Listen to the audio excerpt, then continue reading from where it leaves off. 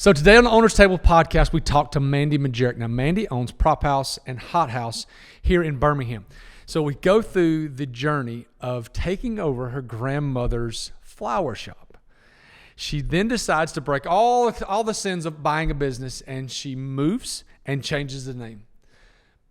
But it ends up being one of the best decisions she ever made. We talk about her journey as a business owner. We talk about her family. We talk about her investments. A lot of great information for people out there that want to be in the event industry / wedding industry, but also business owners in general. So if you're wanting to be in the hospitality industry and you want to own your own business, this is a great episode to listen to with me and Mandy Majerik. Hey, thank you for joining me today. Absolutely. I'm excited to be here. Awesome. So Mandy is a listener. So she sent me messages and saying that she's listened to some of our previous guests. And so it's always good to have someone on here that understands what we're talking to, what we're talking about. So first question I always ask is, who are you? What do you do? Mm-hmm. And why does it matter? Well, I am a business owner. Mm-hmm. And I own a creative design house. And so that is divided into a company called Hot House Design Studio and one called Prop House Birmingham. And we do wedding and event boutique rentals and design. That includes floral, and we coordinate draping and everything that you see at an event that makes it beautiful. Yep. We help establish that to get to the actual result. So I've known Mandy for a while, just simply because of what Table and Time does. Sure. We work together-ish. Mm-hmm. All the time. Like we were at the wedding 3 or 4 weeks ago at Haven. Mm-hmm. That was one of the prettiest weddings I've ever been a part of. I thought it was beautiful. Mm-hmm. So Prop House, Hot House. So we've got flowers, and then it's the props. Like when you go to an event, it's the couches that are trendy, and it's this different. It's not like we don't have 600 Chiavari chairs. Correct. We do more the boutique, what I consider to be like the pretty things. The aesthetic stuff. That's right. We don't do tents. We don't do the hardscape things. We bring in all the pretty things. So if you come in as a Hot House client, you're coming in wanting full design. So what do you mean full design? So tell me what that means, full design. So I'm not a wedding planner. Nope. Most people know what wedding planners are. Yeah. But being a designer, that means people come to me. They typically have what their event is, when the date is, what they want to accomplish. We do a lot of corporate too. So we have to understand if it's a grand opening. You've done a lot of stuff here at Highlands College and Church of the Highlands. That's right. That's right. And so, they come in through that avenue and they want me to take the reins and help pick colors and table linens and where are we going to put draping and all of those sort of things. Or if we just have someone who just wants to rent something like boutique rentals or something like that, they come through the Prop House side where we have we have a big sales team who facilitates those orders. So wedding planners. Will wedding planners come to you will wedding planners get with the bride and groom and say, we need to go talk to Mandy at Hot House for flowers? Most of the time they have a design aesthetic they already know they want. So they'll come to me for that. But then if they decide that they're going to go a different avenue with floral, then they come through and go to props. And we do a lot of custom building and painting through that. Well, you will build something custom for somebody. Someone says, I want a cheetah facade bar. And we can do it. People outside. Yep. Okay. Yeah. So and we've had some interesting requests. You have. I've seen a lot of your stuff. So you got a big warehouse, beautiful warehouse over in Homewood, a lot of stuff. Mm-hmm. What happens when the stuff gets old? Because you just buy stuff, kind of like me, for example. Like we had a huge wedding not too long ago, and they wanted stuff grilled on site. Mm-hmm. I didn't have a big grill that was portable, so I bought the grill. Mm-hmm. The event more than paid for it. Sure. But I can use that thing for now, forevermore. But you can't use the same couch, for 10 years. Depends on how you take care of it.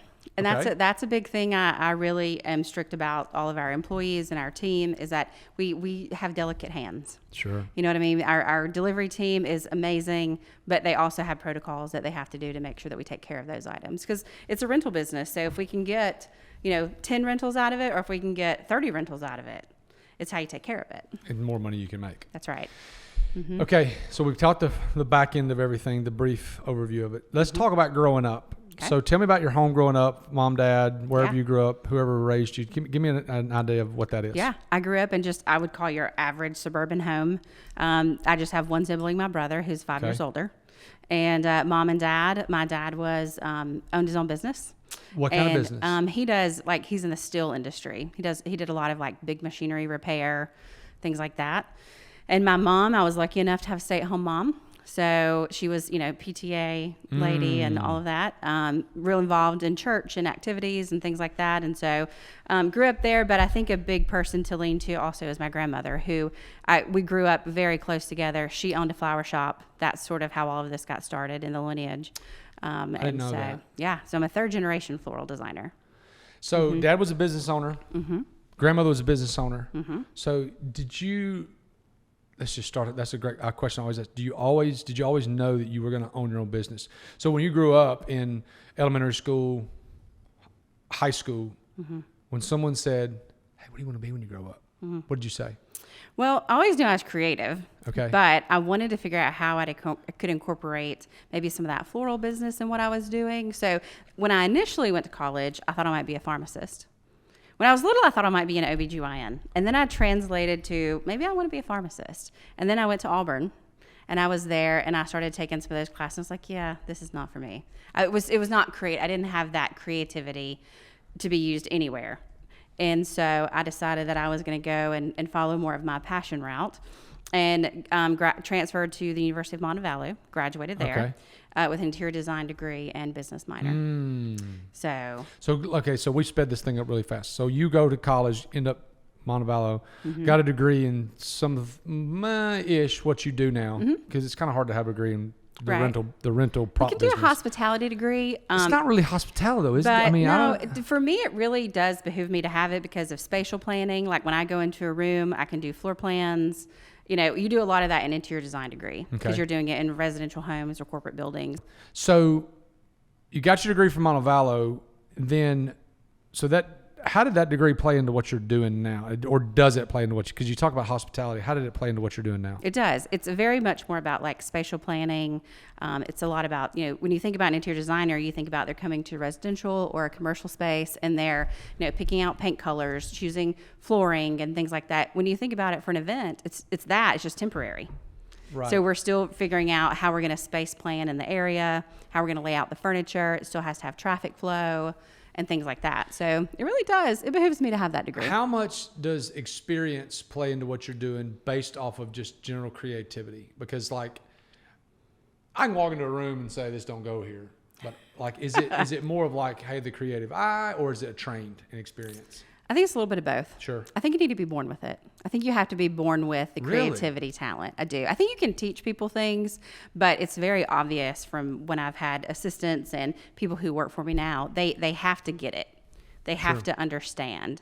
And I think, I need a person, my right-hand person needs to be very organized because I'm a big picture person, but I kind of laugh because it's like at work on my desk, I have the pile method, right? Sure. It's like I know this pile, I know that pile, but it lands there so I can tell you where it is, but it's not the most organized paperwork. Correct.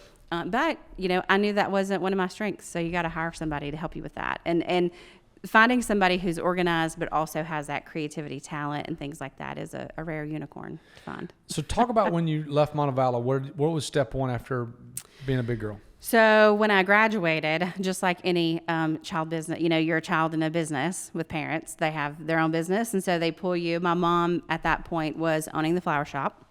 And she did a lot more daily deliveries, funeral services, anniversaries, birthdays, that kind of thing. Where was this flower shop? That was out in the Graysville, Forestdale, Adamsville area. And that's where my grandmother's flower shop was. Okay. And then my mom took it over when my grandmother got older. And at that point, it was kind of great. It was the time where my brother had a child. And so my mom was ready to be a grandmother. And so it was kind of what do we do with this family business? Let Mandy do it. Very emotional. Do you want to sell it? Do you just want to close it? What do you want to do? And we had a roundtable family discussion, and my dad said, "Hey, if Mandy wants this, let her have it." Had you graduated yet? Yes. Okay. So you graduate, you go back, in essence, kind of go back home. So I worked, when I first graduated, I worked half my time with my mom with the flower business, and I worked the other half when Parkside, now it's a bar, but when it was an actual home decor store, I worked there.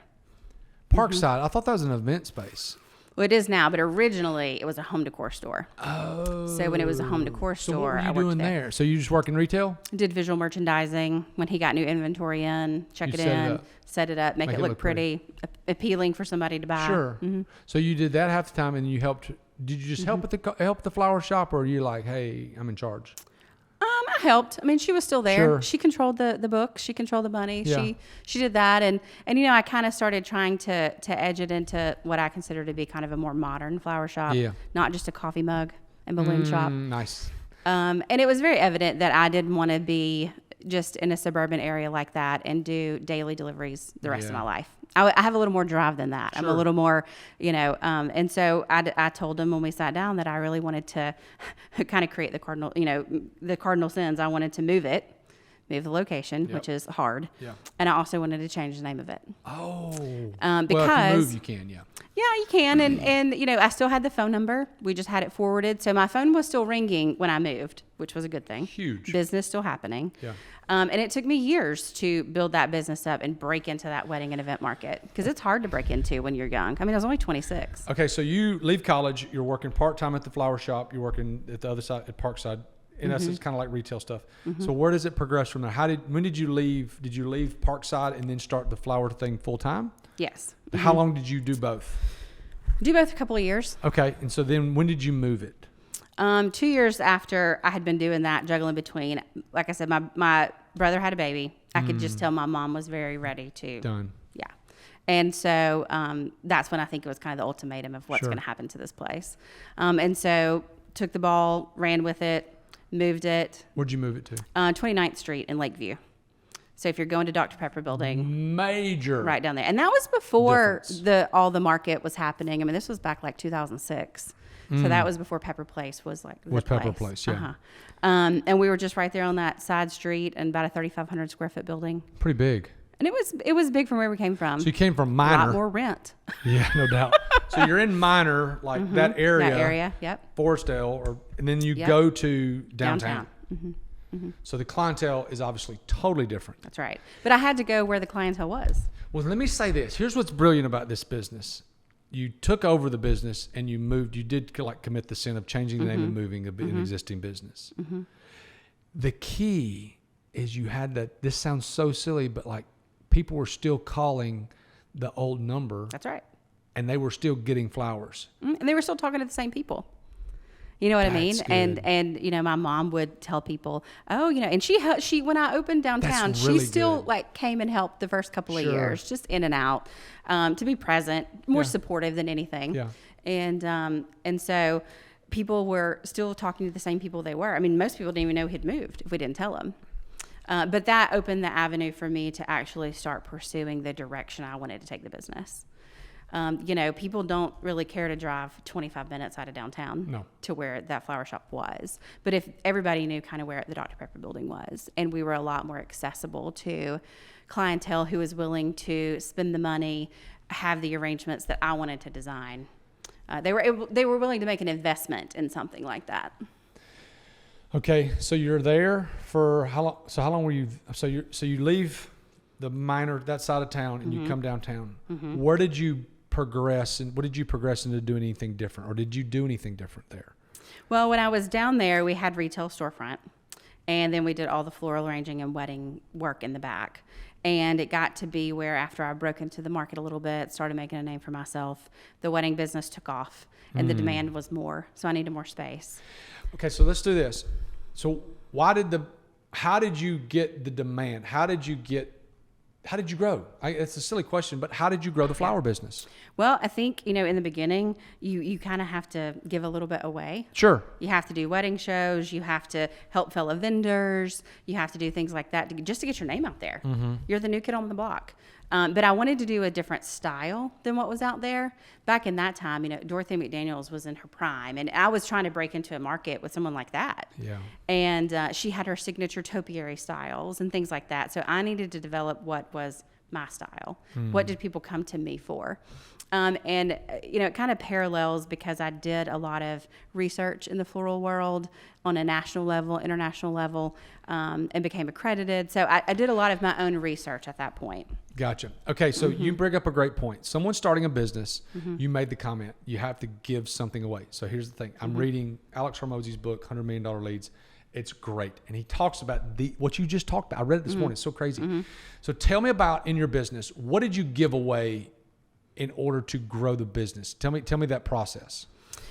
Well, I think we'll take a wedding show, for instance. fellow vendors, they needed a flower arrangement in their booth. So they would call me. Well, I wanted to work with them. But that was also an opportunity for me to get my product in their booth. They were already paying for the booth. And so after I did that for a couple of years, a lot of people realized, oh, well, she has the creative flair and she has the things to bring. And I will say, hands down, we probably won Best Booth Award for a lot of wedding shows. I want people to hear what you just said, though. It probably went unnoticed. You said this. We did that for a couple of years. Mm-hmm. Not a couple shows. Oh, no. A couple years. And I think the testament here is like the patience game of putting your head down and growing the business and doing the things that you've got to do. And it's not a 6-month process. It's not a 2-week process. It's not a one-time process. I mean, you gave lots of flowers away and lots of time, a lot of labor, time, a lot of personal time, a lot of reinvestment in the company. Like a lot of that has to happen. I like the quote where it says, you can't compare your beginning to someone else's middle. No. And it's the truth. You have to give it away for so many years until you get to the point where your demand is high. And then the rest of the way to grow is to learn to say no. That's exactly what I mean? You got to say yes, but then you got to realize when the pendulum swings to where you then need to start saying no to some things. I tell people all the time, you get to a certain point where saying no is a superpower. Absolutely. And if you can figure out the right things to say no to, you can be extremely profitable. Okay, so you brought up a good question. So there's a lot of talk about style and just design. How did you figure out your style? I was a little more modern for the southern area. Okay. I did a lot of things that had really dramatic line. And typically when you think about, most people, when they think about a flower arrangement, it's very traditional. Yep. They probably seen 1-800-Flowers, FTD, images. But I wanted to have something different. And a great story is, now she's my sister-in-law, but she wasn't at the time. And my brother sent this girl at the Birmingham News, back when Birmingham News was around, sent her a flower arrangement. And at Valentine's Day, all the flower arrangements are lined up on the counter, like the concierge desk. They're all there, because you can't take them to the people. They have to come down and get them. And so they called her and said, hey, have flower arrangement. And she came down, and she's looking at hers compared to a dozen other ones sitting there. And one of her coworkers also got called down there, and she looked at my sister-in-law, and she said, I mean, I'm glad I got flowers, but you got art. Like, that's beautiful. Awesome. And so I think having the creative eye and realizing what the medium is and how you can use it. It's just like an artist. You know what I mean? Or chef. Everybody. They use the same components. It's just how they put it together. How do you develop that? I think researching it and practice. You know what I mean? You gotta put the time in, just like when you're training for a marathon or something like that. You have to try. You have to know, does this flower work in foam? Does it need to be in water? There's a lot of, you're working with a live product when you work with flowers. I think one of the things you talk about is practice and like just doing it over and over again. Sometimes it sucks and sometimes it's great. And you just got to figure out what works for you. What were who were the new clients? Who were, like, obviously the clientele in downtown Birmingham and, Forest Hill area is different. Who were they? Well, I really targeted trying to get into the wedding market with wedding planners. Yeah. That was a big in. How did you do that? You talked about shows. You talked about giving stuff away. But like, how did you get to know these planners? What was your I tried to go to the networking events they went to. Okay. I tried to like I said, I was the new kid on the block. You know what I mean? 26. And it's hard to get a dad to invest $10,000 to spend on their daughter's wedding back then on flowers or whatever, when you don't know how much experience someone has. Right. And so I think I just had to realize where those people were that I wanted to rub elbows with and make a good impression with. And that's where you had to go. How important was moving? 1,000% important. Why? Because you had to go where the clientele was, because certain people don't want to drive out of their radius. Sure. Like I know a lot of people who love Forest Park. I love Forest Park. Yeah.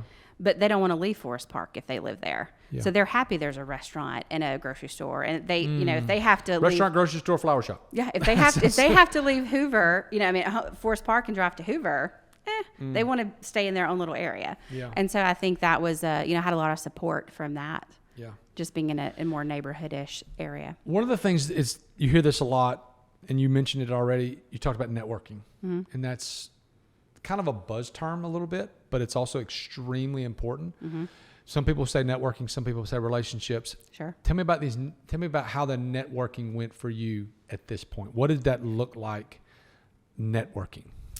Well, I quickly realized that, starting out, you're just trying to get your name out there. And so networking to the wedding market that I wanted to be a part of was very different than general business networking. For instance, Chamber of Commerce or BNI or a lot of those different groups. I tried all of that. I just put it out there to see where I was a good fit, where I was the most comfortable. And it definitely landed me in that wedding realm. And so I decided that when I started that business and really wanted to grow, I pushed hard in the wedding avenue. Now, fast forwarding, we do a lot of corporate work as well. Didn't when I started, but now we've transitioned to do a lot of corporate work too. So on the networking piece, let's like role play here. Sure. So this is 15 years ago. You've been in business 2 years, Right. and we're an event, and I'm a wedding planner. How would you start networking with someone you wanted to do business with? Go. Definitely figure out, see who they were talking to. Okay. Who they associate with, look to see where they're sitting. If you have the opportunity to swoop in and sit beside them, you need to try to do that. Okay. If it's the stand-up mingle thing, you have to be, for me, I'm an introvert. Now I can talk to a room of 500 people, but talking in a small group, one-on-one, I do tend to be a little more introverted. Really? I do. And so I think it was a little bit hard, but you just have to force yourself to do it. And so introducing myself, you know what I mean? You give a little bit of praise, you let them know you know who they are, ask them a question, let them start talking, and then they'll eventually ask you a question about, well, where are you from? I haven't ever, they'll engage. Yeah. But you have to, you can't be a wallflower. No, you can't just sit in a room and expect people to come to you. I agree with that. No. So let's talk about the business part of it. Okay. Where do you think you are as far as the business part of it, the money, the profit margin, those types of things? Because all you've talked about so far is the design. And here's the thing. Design people, creative people, typically aren't type A, black and white numbers people. Right. I agree. I completely agree. So tell me about the business part of your industry starting out. I had to learn a lot. Did you? And luckily I had my parents. I could ask questions. I had good support from that perspective, but I think there were years when I was a business owner. And so, you don't take a paycheck home when you first start out. And it took a long time before, I was profitable enough to be able to feel like I could. Sure. And I would just take what I needed. You know what? You just take what you need to survive, pay your rent, pay, this and that. And so eventually, I was a one-man show too. I worked by myself. I traveled the country doing a lot of speaking engagements. So I had revenue coming in from that perspective. Oh, starting out as a business owner and having a flower shop. How did you go travel and speaking? Tell me about that. So I have an accreditation of AIFD, which is American Institute of Floral Designers. And how important is that?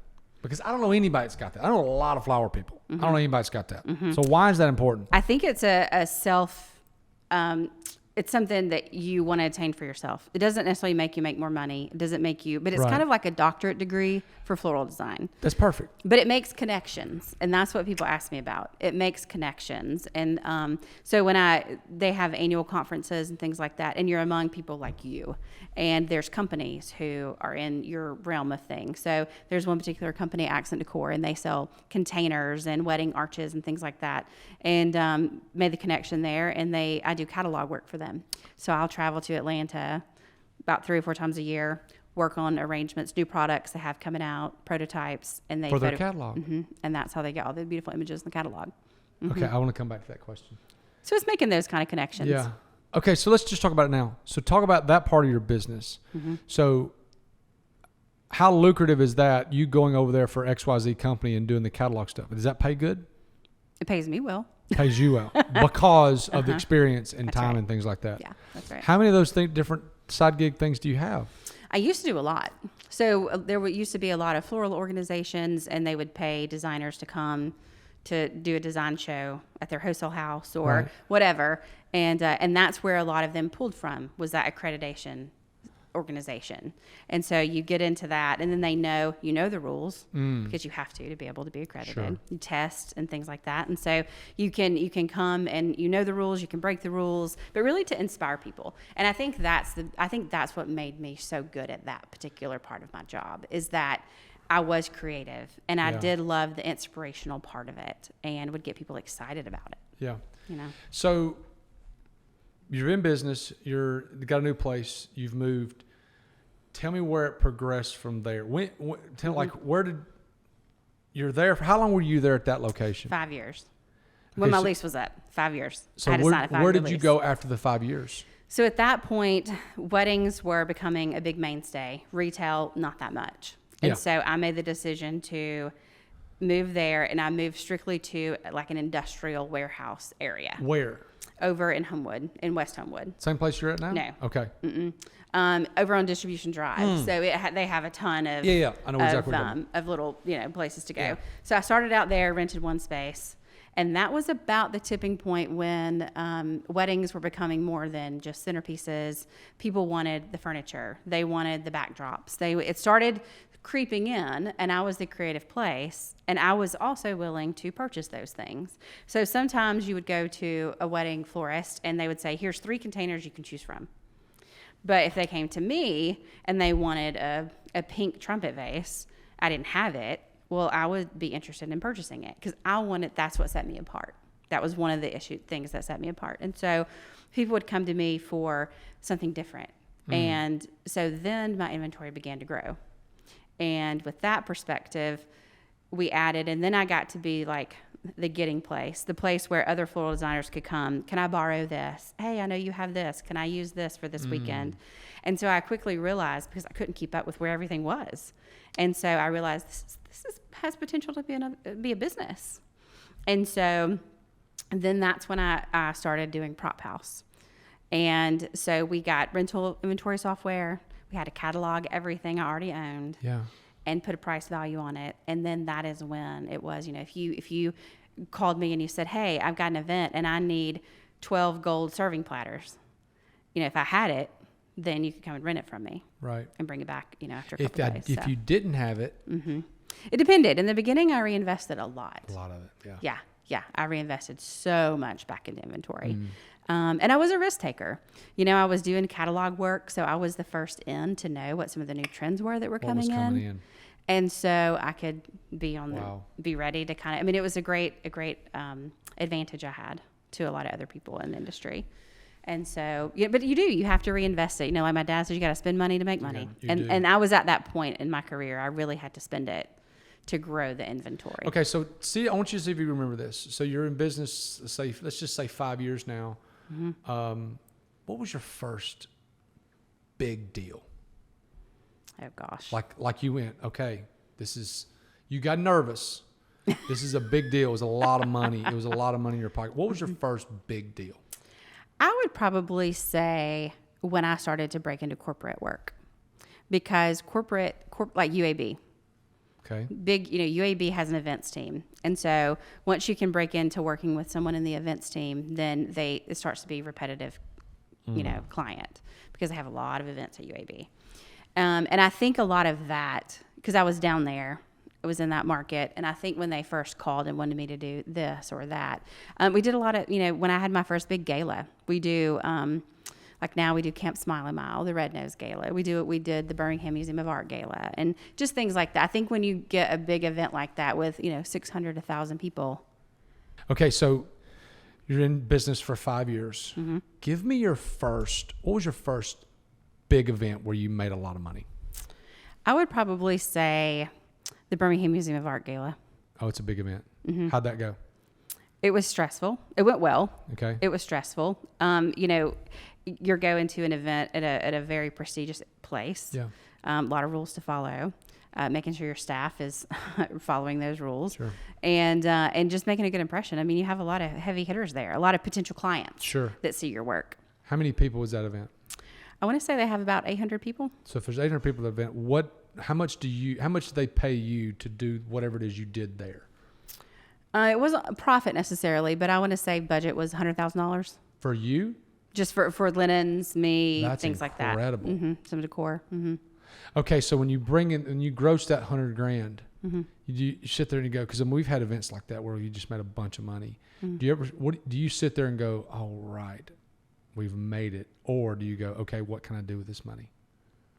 I think it's more, what can I do with this money? Yeah, me too. Yeah, I mean, I'm very much a risk taker. I'm willing to try to spend it to grow. And I think that's a big thing. I've reinvested, like I said, a lot of money. Okay, so back into props that and term. things. Okay, let's talk about that term. People say it all the time, and a lot of people don't understand what that means. When you say I reinvested it in my business, to give me an example of what that is for you. So if we have an event that, let's just say we bring in $10,000 profit. Okay. I don't necessarily take that $10,000 profit and put it all in a savings account and just let it grow and multiply. I take that money and I say, hey, I've been wanting green couches, or we've had a lot of requests for green couches. I've got this 10 extra grand. I'm going to spend $5,000 to get some new couches in here to fulfill the need that I've been asked for. So when I think I have pockets of opportunity like that, I take it. And that's what I mean by reinvesting back in the business. You put a little bit of money because you're going to need a bigger building. You're going to need a bigger space. You put a little bit of money in so you can buy some inventory. Right. Because I don't like to go out and just go, shopping and do girl math and be like, oh, I'll put it on the credit card. You know what I mean? Like, it's no big deal. But I have to have a reason to get most things. Right. Hang on. I'm trying to get organized. After the 5 years, you moved over into Homewood. You started the prop house stuff. That's right. You started buying couches and buying whatevers. Yes. Tell me the progression from there. Like, how did it progress? Like, how did it grow? Is it just all word of mouth, or did you market? What did you do? A lot of it was word of mouth. I think I had already set the precedence in that market, the wedding market, we'll say. Set that precedence. I was creative. I was interested in having different things. Yeah. And so there was no one in the Birmingham area who was doing what I wanted to do. And now it would be hard for someone to catch up with all the inventory that we have. I mean, we have over 250 sofas. And 250 couches. Yeah. You got to have space to hold all that too. No doubt. Yeah, that's true. And so, started the prop house thing, used what I already had in inventory. Like I said, really reinvested back a lot of profit margin and things like that back into that, and grew from there. Quickly, I thought, renting things and having other people help rent things made my life run a lot smoother. Because when people came in for weddings and they wanted florals and everything, they wanted me. They wanted me to be there. Yeah. And they weren't really happy if I wasn't there. So I worked every weekend, every Saturday, all day long. And now flip the coin. Prop house now is the heavy hitter for the businesses that I have. As opposed to hot house. Mm-hmm. Because I really started kind of pumping the brakes and starting to say no to a lot of floral things, because the props are a lot more profitable when you look at it from being a business owner. You spend $1,000, you rent it for $300, $400. I don't know what you rent it for. You spend $1,000, you rent it for $300. 6 weeks later, you're printing money. Mm-hmm. Mm-hmm. So I definitely realized that I could work a lot smarter and not harder. And people didn't mind who sold that to them. Oh, okay. Because if you see a green couch, you know what it looks like. Just as long as it's there on time and it's clean, that's what they care about. They don't care about who brings it. So let's talk about growth, for example, for a minute. So have you moved? You're over in West Homewood. Mm-hmm. You got a warehouse full of stuff. You're just slowly buying couches, slowly buying chairs, slowly buying vases and whatever other bar facades, whatever. Tell me about the hockey stick, the growth. Well, how did that go? We doubled almost every year. Did you really? In revenue. We did too for about 4 years. Mm-hmm. Mm-hmm. I had one space in Distribution Drive, and then, I had another space next door when it came available. Then I had a third space and a couple of metro rental storage units. And I was like, this is ridiculous. This is crazy. So then I realized that I wanted to try to purchase something. And that sort of started the domino effect of kind of where I am now. But I bought a 30,000 square foot building. Where you are now? Where I am now. Mm-hmm. So that's odd. A lot of people in business don't think that's wise. Mm-hmm. I, on the other hand, think it's extremely wise. Mm-hmm. It's definitely helped me leverage other ventures I wanted to do. because I was able to purchase that building and 26 acres right there altogether when I bought. And so the borrowing power that gives me has allowed me to do other things. Do you still own the 26 acres? I just sold 2, but it's on 24. Yes. How long did you own? Did you buy that with debt or did you buy that with cash? I put some money down, but mainly debt. Mainly debt. For that. Mm-hmm. So for those of y'all that don't know, this is in the middle of Homewood. And Homewood is a really, really wonderful part of Birmingham. Mm-hmm. It's there are good parts and bad parts, but there's good parts and Sure. bad parts to everything. Mm-hmm. But you're in a pretty good part of Homewood. So how long ago did you buy that 26 acres? 10 years ago. So that was the next move. Mm-hmm. So you bought this big warehouse, 30,000 square feet. Mm-hmm. Let's talk about revenue. Mm-hmm. Let's go back 10 years ago. When you bought this, what were you doing in gross revenue? What were you doing in gross revenue? I'd probably say around $1 million. Around $1 million. Mm-hmm. When did it start to not double? Well, it slowly built, and then I would say we were probably around the 2.5 million mark before COVID hit. Okay. But you have to think about what was doubling. So I was saying no to flowers and more to prop house. And so the prop house part was doubling every year as the hot house started slowing back, pulling back a little bit. Yeah. Mm-hmm. What percentage of your revenue, let's just use the $2 million mark. So $2 million, what percentage of it is flowers and what percentage of it is prop house today? Now, hot house is about 21%. Okay. Yeah, about 21% of the business, and then prop house, 79, 80, something like that. Wow, that's a lot. Okay, so going back, so you moved into this new space, you got a big warehouse, and you've been, the biggest part about owning a business, and people don't realize, is you go for a long time and just reinvest stuff. Absolutely. Like I remember we went from 90,000 to 180 to 360 to, we hit 360 and we capped out about 480 the next year. But like, I didn't see any of that money. Mm-hmm. Yeah. Mm-hmm. I mean, you make a lot of money. I can see it if I walk in my warehouse, sure, but I can't make see $500,000. You bring in $500,000 and you're still living the same way. Right. But I think that's the part of the patience game of owning a business, and the wise part of like, hey, we made a lot more money and we bought this. We made this and we bought this. And this thing that we bought, for example, I bought a smoker, and that sounds really silly, but I bought the smoker. I paid like $9,000 for the smoker. Yeah. But that sucker was paid for in like 6 months when we were in Tennessee, because it produced so much meat for us that it just paid for itself. That's right. So what is if you could go back, let's just take, for example, the time when you moved into this building, the big building that you're in now. If you could change something, what would you change about any business decision that you made during that process? I probably would have hired a couple of more people,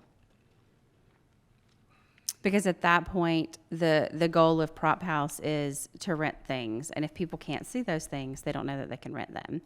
And so we were so inundated with business that it was hard to get all of our inventory online so people could go look at it. And just literally someone to input all of the inventory, because it has to have, cost of goods, has to have rental value, replacement value, sizing, pictures, all of that. And so it just compounds, because if you're ordering things all the time, I mean, right now we probably spend $350,000 to $500,000 a year in new products. Wow. Which that is purchasing sofas and things, but also custom building, which is where we've gone to recently in the market. Okay. How many people do you have on your team now? 28. Whoa, I was not expecting that. Okay. 28 people. So talking about hiring people, give me an example of some of those roles. Well, we start, obviously with like general manager. We have warehouse manager, some supervisors over there. We have our delivery team, and then we also have our sales team. So that's sort of how Prop House is divided. Sales team, delivery team. And then I did have a lot of floral designers on staff when I was really doing a lot of weddings. But now I've dialed it back to just using freelancers, which are people to call in when I have big events that just come work for that particular amount of time. Talk to me about your sales team. What does that look like, salesperson working for Mandy Majerik? Well, I think it's a pretty good gig. I think it's great. What do they sell? Like, is it all Is it client facing? Is it just open door? Is it picking up the phone? Is it outreach? What does it look like for you? So to be honest, because we were such a unique business in this market, our phone was ringing. So I didn't have to do a lot of outreach. So it was just keeping up with the demand of it, getting a proposal turned around quick enough. That's it. And it was. And I quickly saw the busier we were getting. I mean, we had 2 prop house salespeople, and then we had myself and my assistant, and we just couldn't keep up with it. We just could not do that, and the hot house side of it too. And so I quickly turned my assistant into a sales team member, because she had been to every meeting with me. She heard my spiel. She heard how I sold things. She knew how I designed things. And so, you have to look at, some people call and they say, hey, I know what I want, X, Y, and Z, and I need it this day and this time. Some people come and they're like, oh, my colors are blue and green, and I need a lounge collection and some bars. So at that point, my sales team has to flip to being a designer, not just an order taker. They have to help sell it. They have to put the package together. And, we recently, as in June recently, we were seeing where we were having another growth spurt, and we still were behind, still couldn't get the proposals turned around what we think is quick enough. Conversion rate was not enough because people weren't getting the stuff back in time. What was okay, so let's talk about that for a second. So I've interrupted you, but I'm sorry, because it's a great question. So we try to get back with people less than 24 hours when they call. Mm-hmm. So you talk about this growth thing. Why were you not, how quick were you getting back to these people? Well, we have an amazing secretary, and she is on it. I mean, she used to be a general manager. So if you ever want to try to hire a new secretary, if you can get someone who's retired from a business like that. Right. But she believes in customer service. So the minute the phone rings, if she misses it, she's calling somebody back. Mm-hmm. If they leave a message, she's calling them back. So our initial contact was very quick. Right. And then she would take the notes, send it to a salesperson, but it might fall on that desk for 2 or 3 days before they even got to see it. Yeah. Unless it was urgent. I need it this weekend kind of thing. And so we were quickly seeing, hey, after we didn't reach back out for 2 or 3 days, they had already gone and tried to do something else. Or they had, you know what I mean? It lost the momentum. Sure. And so, God, that's good. I mean, it was good and a bad problem, but I realized that, hey, maybe if we kind of brainstormed with my assistant, who was one of the sales associates, and I was like, what can we do to make this better? Like, what do we need? Well, let's hire an assistant.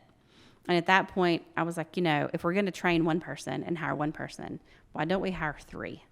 Okay. That way, every salesperson has an associate with them. So it's a team. So if somebody goes on vacation, there's still somebody there handling that account and knows what that order is about. So you hired an assistant for every one of your salespeople. That's right. So they work as teams now.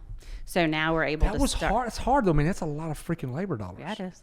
Yeah, it is. But I take a lot of risk. I try to put it out there. If it doesn't work, I thought, hey, if it doesn't work, then I don't have to keep them. Sure. I mean, that I think that's so. Did that? How did that make a difference? How did hiring an assistant for every one of your salespeople? How did that make a difference? People were getting proposals back the same day. That's awesome. Yeah.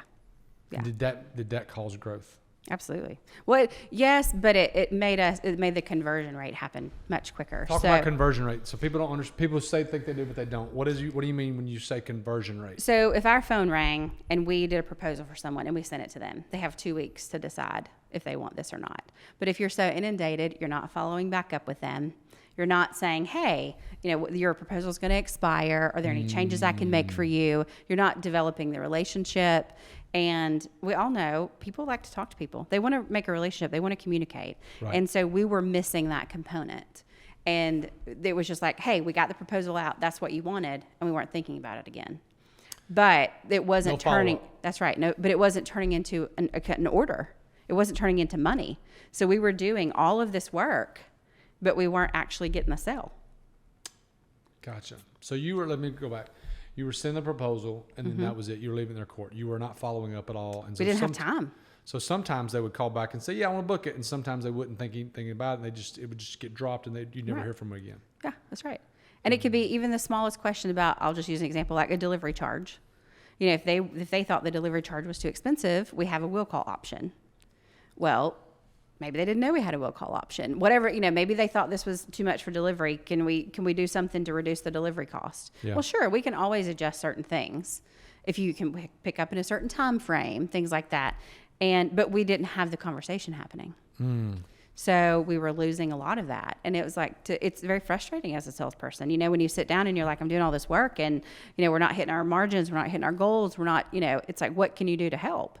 And quickly realized that we needed someone to help push through those proposals and make those connections and pick up the phone and call people back and put on the calendar in 2 weeks, we need to follow up with Mr. So-and-so about his order. Yeah. And answer any questions and things like that. So we weren't present enough, I think, in the selling because we were so inundated just trying to make people happy with who was calling just to get their proposal. So you were getting the proposals out like we all want to. Just weren't doing any the follow up in there. What did you do to change that? Did you just light bulb go off? So what changed that? Yeah, it was just frustrating. Sales team was starting to get burnt out. They were frustrated, and you know it was like you were just treading water. What system did you put in place to where Mr. So-and-so got followed up with? When we hired the 3 new assistants, we sat down and we said, okay, this is what we want them to do. And, you know, it's, you know, when it comes in, who is actually going to email the proposal to the person? The main salesperson is, but who's doing the back end work? A lot of the sales assistants are. And so, you know, if our receptionist picked up the phone for Mr. So-and-so who wants a round bar this weekend, well, that can get pushed to the assistant. They're inputting everything, and 30 minutes later, they've emailed it to the salesperson and says, "Hey, this is ready to send out." It goes through an approval process through me and the general manager. We have to look at it. You look at all of them? Me and the general manager. We You look at all of them? Mm-hmm. Mandy. Between both of us. Mm-hmm. Yep. That's a lot. It is a lot, but you know, I don't even look at all of our. I don't even look at all. Well, and it's not so much for pricing. Some of it is to make sure the fees are right or the certain things are on there, but really it's just to make sure that, you know, it looks, there's no misspellings. I mean, it's a reflection of you too. And it's accountability. You know what I mean? And they know. And I mean, you know, I would say probably 1 out of every 5 we change something on or we have a comment to make about it. But usually it's like a quick, hey, this looks great, send it on. Because everybody makes mistakes. Yeah. But I think it's just our double check process to make sure, you know, as it goes through. It. Yeah. You probably are not going to be able to answer this, but I'm going to ask you anyway. Mm-hmm. Who is the MVP of your team? That's a hard question. I know. But I would probably say the girl who's my general manager now. Okay. Tell me about her. She, her dad also owned a business. And I think that's kind of ingrained in a person when they see their parents work hard and they know what hard work is. Mm-hmm. She was fresh out of college, looking for a job, knew she wanted to be in the wedding industry. She had a cousin who worked in the wedding industry, and she said, "Hey, where can I try to get in with, you know, somebody?" And she interviewed several places, but someone led her to me. And she went through our first interview. I wasn't in it. And then it got tossed to me, "Hey, this is probably a good person." You know what I mean? You'll probably work well with her. And interviewed her and asked her a couple questions. And she has all of the attributes that I don't. So when I say, you know, what are those? That's great. I want to hear that. Well, she's very organized. She's very type A. She's an Enneagram 1, if that makes sense. What are you? I'm a 5. Okay. I don't even know what a 5 is. Well, it's rare.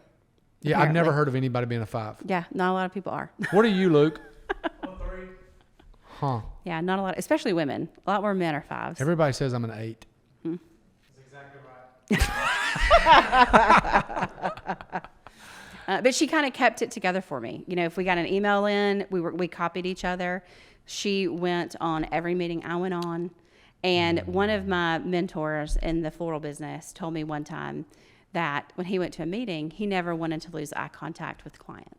So when you're writing notes or you're filling out a questionnaire, you're breaking your eye contact with somebody. And so he said, "I have somebody sit in and take all the notes for the meeting. All I'm doing is keeping the conversation going." You know what? It's funny you say that. I do that with Sierra.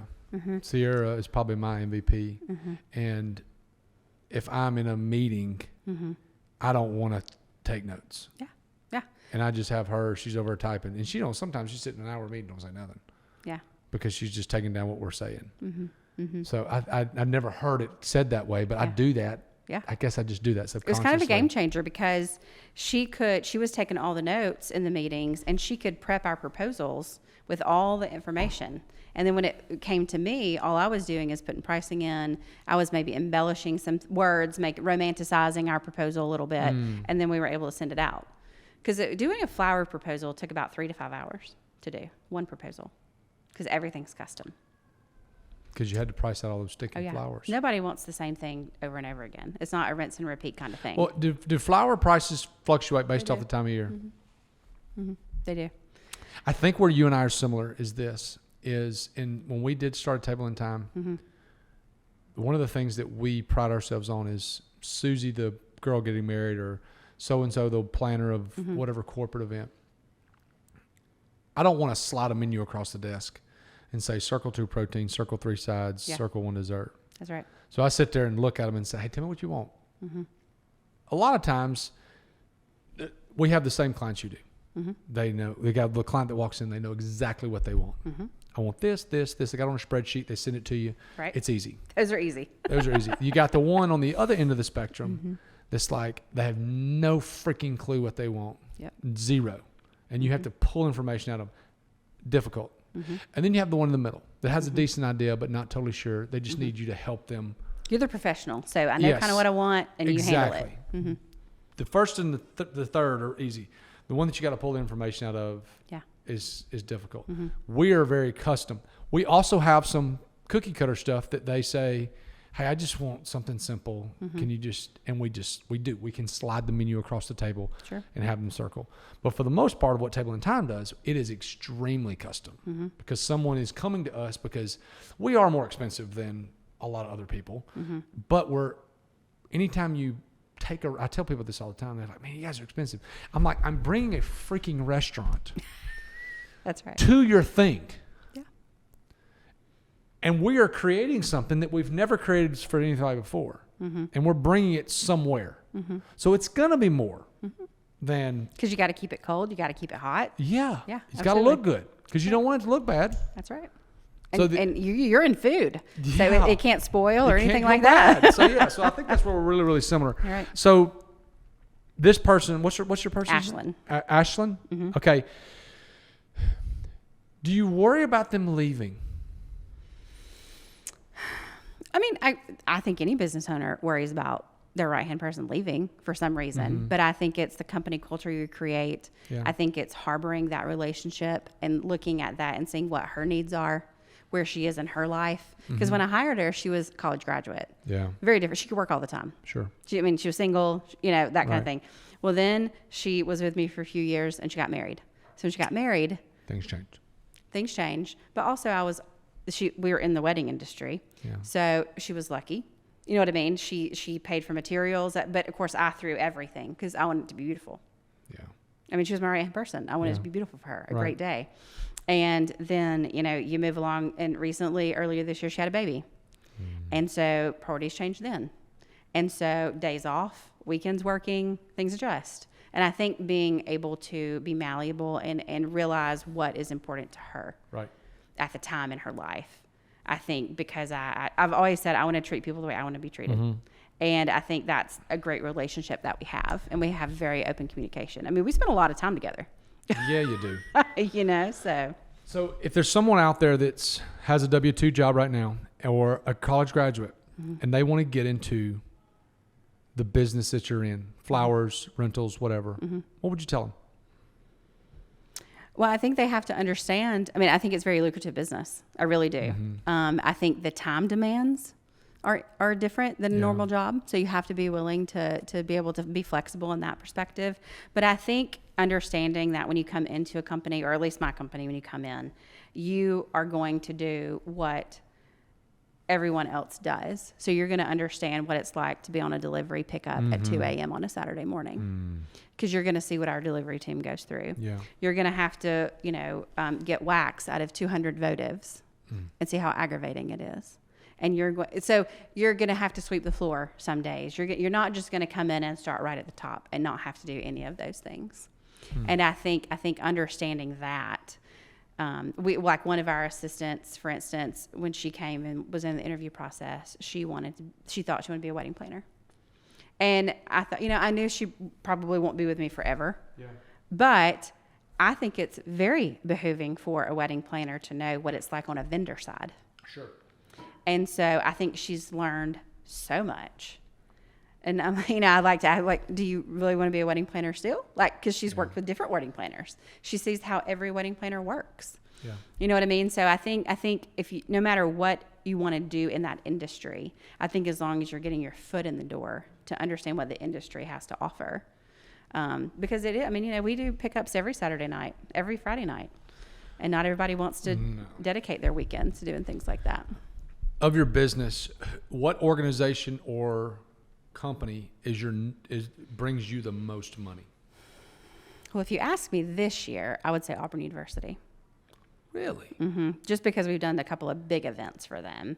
But slow and steady, I would probably say Alabama Power, UAB. We do a lot of corporate.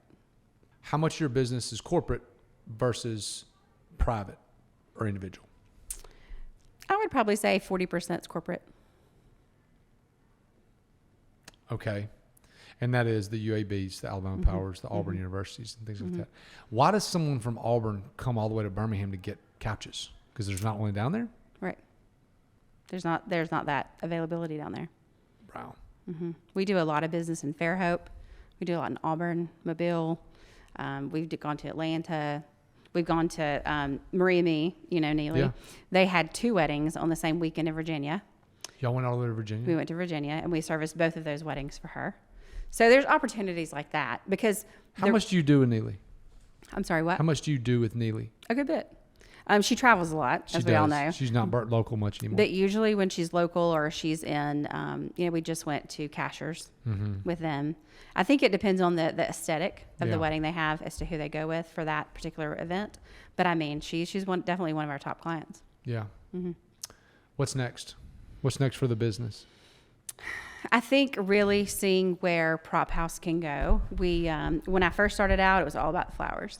Then I transitioned and it was all about, how many couches and chairs and lounge collections can I get, bar facades, that sort of thing. And now I think the market has really transitioned to be more of a custom request. So we do a lot of custom building. We do tons of custom painting, which sets us apart. And I think really developing that custom avenue. Custom pieces, you can charge custom prices. That's right. Mandy, would you ever consider starting another, I guess like branch? Another location. Another location? I've been asked that so many times, and now my answer is really no. Because there's not really inventory. a point. There's not really a point Yeah. to having all the same crap in Atlanta. I mean, I tell people I have trucks, they have wheels. I'm happy to go wherever you want us to take it. I mean, if you wanted us to go to Jackson Hole, we would pack a tractor trailer truck, send a driver out there, fly the team out there. They would load it, set it out, pack it back up, send it back home. There. Yeah, because just because we have millions of dollars in inventory, and to get that in another location, and you're never going to have everything you need. Yeah. There's a lot of rental businesses, conglomeration businesses that have more locations, and they may have an office here, and like their headquarters is somewhere else, and so they have trucks running back and forth. But I don't want to get into all of that. But who really like in 1997? That's fine. Mm-hmm. You don't need that now because of the information, the technology, and all those different things. I mean, you just don't need it right now. I don't think. I mean, do you agree? Yeah, I mean, I think for our clientele, we have, I would probably say 95% of our inventory online. So if you're in Fairhope, you can go to our website and you can pull up all our inventory, the quantities we have, the sizes, the pricing. We put pricing out there, and if they want it, then they'll get us to go there. I mean, we just did an event in Tuscaloosa, pre-Alabama game, and they wanted our round bar painted red, Crimson Tide red. Painted crimson. Painted crimson. But tell me about your family. Yes. What's family life like? It's a nice work-life balance. It's hard, just like anybody. Don't have kids. Have a partner of about 12 years. Okay. And, it's been really a struggle, ups and downs. We met when I was working solo, and she also did flower design. That's how we met. And then she actually moved to Birmingham. She's from Louisville. Moved to Birmingham, worked with me, worked for several years, and then realized as I brought in more floral designers and things like that, I think as it grew and I was growing as a business owner, I think it was better for us to realize that we didn't need to work together all the time, just simply because I was the boss, and that's hard. Yeah. And so now I just take on that role, and she handles everything that needs to happen with all the things at home. Perfect. Yeah, it's a good balance. It's a good balance. Let's talk about kids. Yes. You want to have kids? No, I've never had that maternal instinct to want to have Really? kids. Yeah.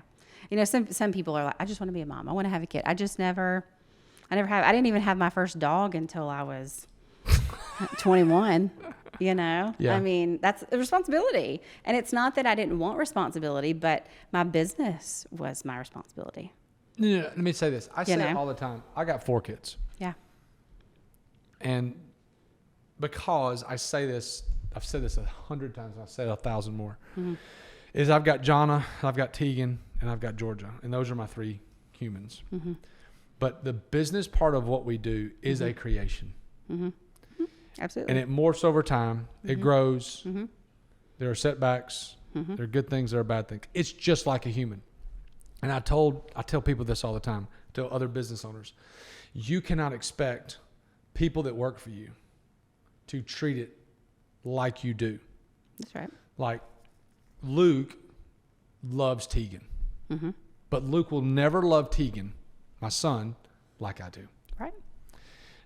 He loves the business. Mm-hmm. He will never treat it like I do. You treat it good, but you can't expect people. Right. And I think that the expectation that you put on other people and understanding that they're not going to treat it like you do. Mm-hmm.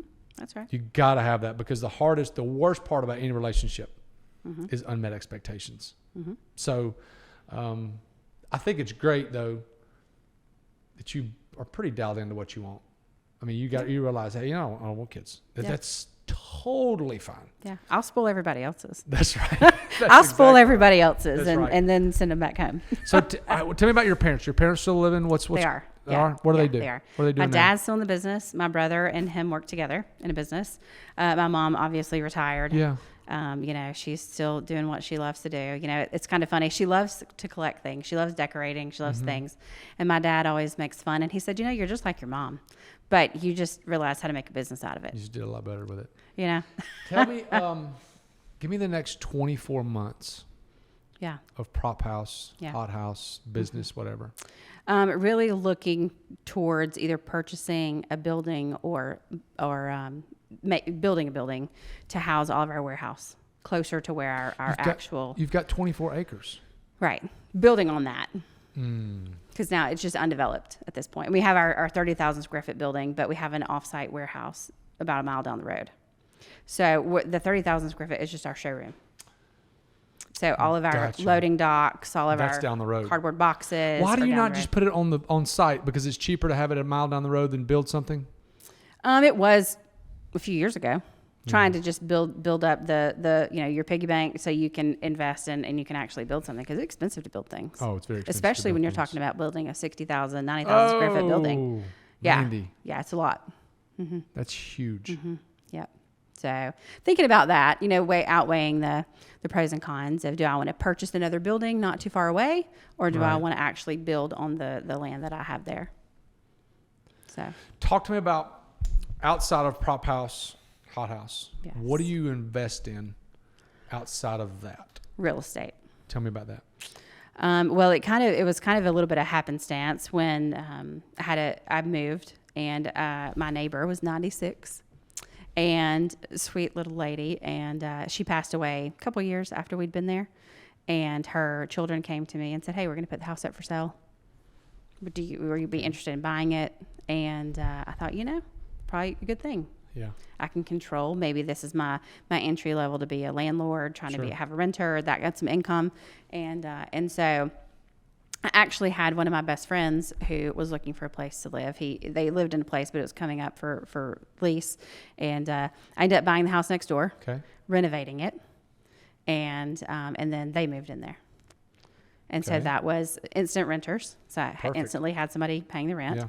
And also, a little nod to that is, he's one of my best friends. So having a couple that lives literally right beside you, who is one of your best friends, is an amazing thing. What else with real estate have you done? Purchased Lake House. Yep. So have that. This is like Mandy and I knew each other through like business and seeing each other at some Right. things. But then all of a sudden she buys this lake house, and then we buy Walcox Point, and it's Right. just like I'm seeing her stuff online, and she's seeing my stuff online, and we kind of became Instagram buddies online, talking about the different things. Now let me say this: yours is a lot more aesthetically. Like you've got like you're painting these different colors, and my wife is running the show there, and she's just like, "Hey, we got to have it plain, and it's got to be not as eccentric as yours." Sure. So tell me, how did the lake house come about? You know, because I worked all the time, I really wanted an escape. Not necessarily an escape just from work, but at work, I'm there and I'm accessible, and so I get 1,000 questions. Oh, you telling Noah about the flood? Yeah. And so for me to be able to get some alone time to actually do Mandy's work, it's hard sometimes. And so I wanted a place within driving distance, about an hour and a half, that I could drive to in the morning, do my work out there, and I could drive home just like it was another day at work. Yeah. So I wanted a retreat that I could go to, a happy place, quiet place, something I had always wanted. There was probably, I don't know, maybe 10 years ago, I took a business class online, and, it was about inspiration, your goal setting and things like that. And it was like create a Pinterest, back when Pinterest was like so big. And it was like create a Pinterest board of things that you want. Like if you could throw your dreams out there, what do they look like in a Pinterest board? And like I had a couple lake house things on there, you just like, and it's like, okay, setting goals. This is one of my goals. I would like to have this. And so it came a little bit quicker than I thought it might, but it was a great opportunity. And so you decided to do it. Are you going to short-term rental that thing? Not now. I think I want to enjoy it for a little while. Yeah. Maybe after the newness wears off, perhaps. But I definitely was thinking about it when I chose that actual property. Because it does have a lot of attributes that are appealing, I think, when you look at Airbnbs and things like that. You look for, the aesthetics of it, the theme of it. It has a little cave in the back. So it has some interesting things that make it different than some of the other ones. All right, so you own the house next door. Yes. You own the short-term rental, or a place at the lake. What else? Right. The building that I'm in now for work, and looking to, like I said, do another building, either build it or buy it. So. Anything else real estate wise? Not right now. Any other investment stuff that you do on the side? Any market stuff? I say I'm a risk taker, but I've never really delved into the market that much. My brother does a little bit, but I haven't ever been there. And to be honest, it's being a small business owner and trying to pull whatever you can and have a comfortable wage, and then what can you take as dividends and things like that, reinvesting them, and it's just like, where do you want to put some of that you think will be a long-term behoove you, or take care of people if you're gone, or what's going to happen to all of that. And so I think for me, it's a very safe place. No, I get it. To do that. Yeah. So. Before we wrap up, what questions do you have for me? Anything? We don't get a chance to talk much. We don't really. How many people do you have on your staff? About 14 or 15. Yeah. Got a couple contractors that aren't W-2 people, but we pay them every month. Sure. So, What's your favorite thing to do in your business? I think meeting with people. Mm-hmm. You're a people person. I am. Yeah. I am probably best meeting and being with the client / people in general. Mm-hmm. I'm a question asker more than I am, and I'm a talker, but I'm a question asker. And I think people feel comfortable when they're being asked questions, because people like talking about themselves, talking about their business, talking about their kids, talking about their whatever. Right. So I think it's what they know. Yeah. You know what I mean? It's like you walk into a room and you have to have confidence and things. But when you coming into this podcast, you know what I mean? It's like, what questions are you going to ask? There's no prompt questionnaire you send out. It's just like, let me just talk about you, tell your story. And it's like, well, I know what my story is. So it doesn't make it as, you're not as nervous. Yeah. So I think that's probably my favorite thing to do. Yeah. I like, I tell people this all the time. I like food. I love business. Yeah, I've heard that before. It's just, I enjoy food, and I get creative ideas all the time. Like I've added things to the menu 4 things to the last week and next week's menu for the Collins College kids, just because they're creative and I want to do something different for them and love on them a little bit and like something funny. So like there's a lot of creativeness in my brain. Some of it has to do with food, but a lot of it has to do with the business part of it. Yeah. I mean, I like business. I like to set goals and see what I can do to reach that goal. Yeah, I agree. But I love being creative. Yeah. And I don't like for that particular area to be stifled at all. Before we go, I got a handful of quick questions. So quick answers. Quick answer. So who is your favorite follow on social media? I love following other rental companies to see what they're doing. There's one in particular out of the Washington, D.C. area called Something Vintage. And they do a lot of customization and things Just like like that. you. They do a lot of behind the scenes. Yeah. So I like to see, hey, what are other people doing that I can try to do myself too? Right. Business owner, real estate, managing 28 people. What are you focused on learning right now? How to give Mandy a little bit of time. Really? Yeah, I think I give a lot to other people, and I think really realizing where I can try to grab pockets for me. I was doing really good at that right before COVID hit. We were in a really good spot. I was able to focus a little more on myself, do a little more things for me.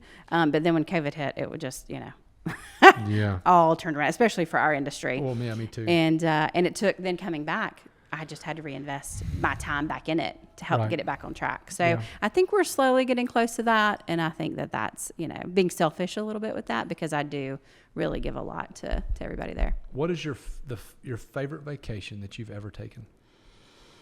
I went to Holland, and I won a floral design competition. And part of the winnings was they sent you on an all expense paid trip to Holland. And you got to see the inner workings of the flower market. And I mean, millions of flowers go through the Dutch flower market every day. And it's like a stock market. You'd see all the numbers pop up on the screens, and the flowers are coming through on carts and all that. So it was definitely a cool experience. You got to see that perspective. And they took me to see different flower growers. And so, lilac are grown in like swampy, watery areas. And so that farm, you took a boat, you were on a little boat, and you went out and you could see all of it growing on little islands. And it was really, really cool. And I wouldn't be able to have that experience if it wasn't for the wholesaler, the international wholesaler who took me there, because those were their connections. That is the best answer to that question that we've ever had. Well, that is such a good answer. It was a cool experience. That is awesome. Yeah. I've gone a lot of fun places, but that really brought what my profession full circle for me, to see it from the beginning to the end, and to see how lilac is grown. And then when I go to my wholesaler and buy it, and it's $24.50 a bunch, which normally I would do that. I would be like, oh my God, but not after I've seen how they grow. You better get it now. That's right. That's right. No, that is precious. So what is your favorite vacation that you've never taken? I would love to go to where my family is from, in Slovakia. Majerik. I was going to ask that. Yes. And some of my relatives have visited there before. I haven't ever had the opportunity to go back, but we do have living relatives over there. And so I would just love to see that part of the world too. That's great. What's the best book you've ever read? Oh gosh. I would probably say the one that kind of was pivotal in my brain about how maybe I could work business a little better was Profit First. Yes, my girl. I read that on vacation, and I picked different parts brilliant. of it. Yeah. It's so good. Yeah. I picked parts of it, and I didn't open up, the 8 bank accounts or whatever, but I did try to figure out this savings account. How could I move things over first? How could I get a little more money off the top before what was just left? Because there's never anything left if you're reinvesting everything, especially. You are the first okay, so tell me what buckets you have, and I'll tell you what buckets I have. So how do you break it down? Do you not have separate bank accounts? Yeah, we do. But, I didn't come back. My bookkeeper probably would have looked at me like I was cross-eyed. Listen, my bookkeeper thinks I'm nuts. And the tax guy thinks I'm nuts too, in some ways. So tell me what you do. Yeah, I mean, I have I have personal savings, of course. I have company savings. We allot tax and things like that, and get that over. But for the most part, I try to trick myself a little bit, only keeping a certain amount in checking, so then I can move over things so I can actually purchase. They're not always separate accounts like a purchase account, you know what I mean? But I kind of know, because I'm still so in the business, that I see that all the time. So I know what's there and what I'm willing to spend on certain things. So, but it was interesting just to see, especially if you're a person who is an entrepreneur and you're not getting paid all the time, or you're not, how can you trick yourself and actually make it to where you can see just a glimpse of what could be. Yeah. You know what I mean? I think sometimes you feel like you're drowning, especially if you don't have a big team or you don't have a big crew. And, I think seeing it where you can feel like, hey, I'm actually reaping some benefit of this, That's great. So I love it. So I love Profit First. I'm the same way as you are. I read the book, and Malkowitz goes into it really, really, really deeply, and it's like overwhelming, but you got to pick and choose what works for you. That's right. So we do have an income tax account. I have a profit account. And the profit account, I start off at 1%, and I'm up to 6%. So I take 6% off the top and goes in a profit account. I have a sales tax account. I think that's extremely important to have a sales tax account. Absolutely. Sometimes we pay a lot in sales tax. Sometimes we don't pay a lot because of working with nonprofits. Like, we do a lot with, obviously, Highlands College. We do a lot with the University of Alabama. So like, there's some weeks we'll bring in $50,000 and have $3,000 of sales tax because we work with a bunch of nonprofits. I do an owner's pay account, and then I have a real estate account, and I take a certain percentage every week of gross income and sock it away into that. That's great. And I'll let that thing build. Yeah. So let's talk about how you get paid. Yes. So this is a question that I ask all business owners, and whether privately or publicly, do you pay yourself a salary? Yes. Or do you pay, you don't pay just whatever's left over. So you're an S Corp. Perfect. So you pay yourself a salary. Then my next question, this is really technical. Is it all salary, or is it salary and draw? Well, I have a standard salary. I get paid just like everybody else every 2 weeks. Me too. That's what I count on. Yeah. And then I'm the only owner in the business. And so too. then I'm able to take draws or dividends. Yeah. And that's where I can take chunks Sure. to put in different places. Does the chunks that you take, is it consistent, or is it quarterly and just based off of revenue? A lot of it's based off revenue. Okay. I think, I would love to say that I would love it to be more steady, so I could have a set percent, a set thing. But sometimes you have good quarters and bad quarters, or quarters that are better than others. Yeah, sure. And so if we do have an excess, then I try, not saying I won't ever have to put it back in somewhere. No doubt. But I think that's the opportunity, because if it's sitting there, it's like you can always find something in the rental business to spend some money on. There's always something I can buy. Yeah, I mean, we're about to buy a 10-foot Santa sleigh. I mean, it's a big request we've had for several years. And this is the first year that I'm like, let's do it. Okay. Emily absolutely loves you. She works with us, and she's wonderful. She loves interned you. with me. Yeah. She loves you. You have a sale. How often do you have your sale where you sell some of your stuff? We usually do it a couple times a year. Okay. When is it? We usually try to do one probably around like March-ish. Okay. And then we usually do one towards like August, September. When it's a little bit slower times for us. Not going to do it in December. Right. No. Okay. So if someone wanted to contact you, yes, whether it be ask a question or wanted to do business with you or wanted to come work for you or whatever, where's the best place for someone to find you? They can definitely go to prophousebirmingham.com. Okay. That is our main website. Yep. There's inquiry forms, things like that. That also gets shoved out to all of the sales team. Then that would come to me. Yeah. So they could put a personal note in there if they wanted to, or they can pick up the phone and dial our regular main line, and they'll take a message and get it to me. Great. Hey, thank you so much. This has been so much fun. If anybody has anything for Mandy, go to prophousebirmingham.com. She'll get back to you, and just any questions. She's a wealth of knowledge on so many different levels. So thanks so much. Hey, I appreciate the invitation. Yes, ma'am.